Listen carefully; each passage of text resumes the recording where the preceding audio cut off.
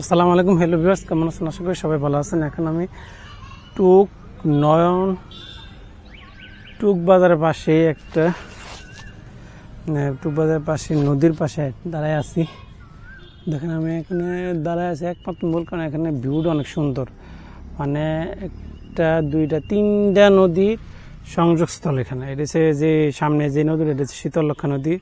ওই পাশটা যে বড় নদীটা হচ্ছে পুরাতন ব্রহ্মপুত্র। পাশেরটা হচ্ছে আরেকটা নদী, আরিয়াল খাঁ নদী, পাশ দিয়ে চলে গেছে। এটা হচ্ছে পুরাতন ব্রহ্মপুত্র। দেখেন কত বড় শীতলক্ষা নদী। এটা কাটানোর পরে এতটুকু হয়েছে। দেখেন সামনে হচ্ছে চর, ওই পাশটা হচ্ছে এখানে তিনটা ডিস্ট্রিক্টকে আলাদা করছে, তিনটা নদী। ওই যে আমার সামনে যে ইয়াটা দেখতেছেন, এটা হচ্ছে কিশোরগঞ্জ ডিস্ট্রিক্ট। আর এইটা যে সামনে দেখতেছেন, এটা হচ্ছে ময়মনসিংহ গফরগাঁও থানা। আর ওইটা হচ্ছে কিশোরগঞ্জ কটিয়াদি থানা।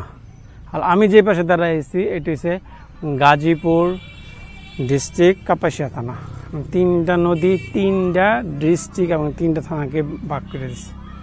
পাশে এসে অনেক বড় বাজার, নয়ন বাজার, ওটাতে আপনাদের দেখাইছি, সামনে দেখবেন। আমরা এই সাইড থেকে খুব ভালো লাগতেছে, এই কারণে আমি নদীর পাশে আসলাম, খুব ভালো লাগতেছে। এখন সামনে সে